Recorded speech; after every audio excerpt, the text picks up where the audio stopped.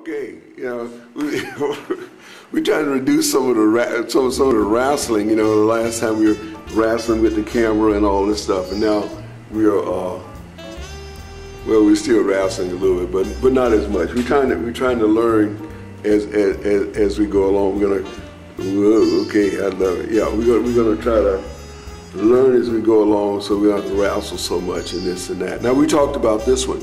This is a more stylized water shoe, and we see that we're picking up a lot of young women or young women or girls or whatever you want to call them.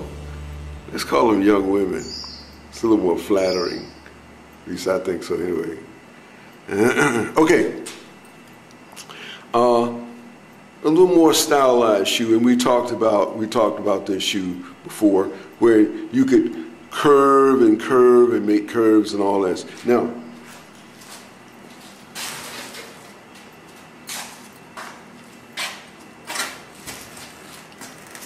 I think what we did in this shoe was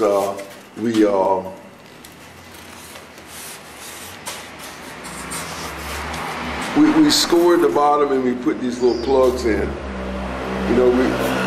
We scored the bottom and we put these little plugs in, and you can see that. It's see the plugs here, and that's one way of curving. That's one way of curving the shoe. We still got all this tape on it, and we can pull that off after it's finished.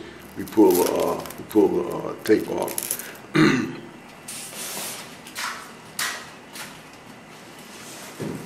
That's one way of curving. That's one way of curving the shoe. I forgot. Yeah. I want to say. Notice that we do not have duct tape on the finished shoe. We use netting. The netting take the place of all this duct tape. The duct tape look a little, it looks a little,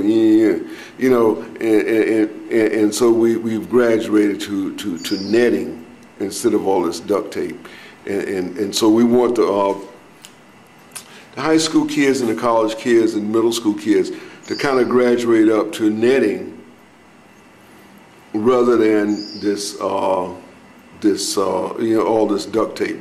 It looks a little mummy. It looks a little mummy, like mummified, whatever.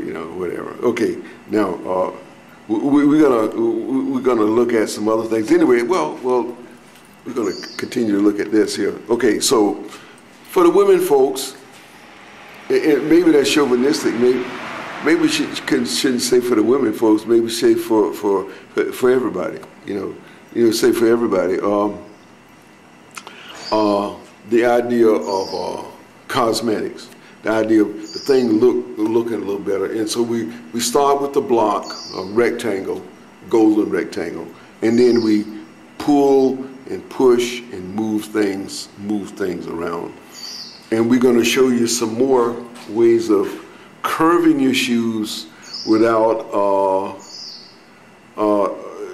heavy intervention. In other words, you don't have to.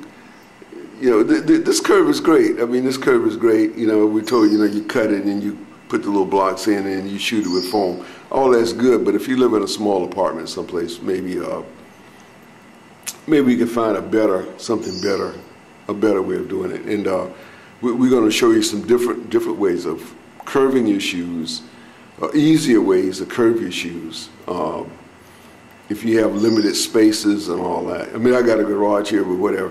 And, people got craft shops and all kinds of stuff, but everybody don't have that. And so we're going to look at some other things real quick.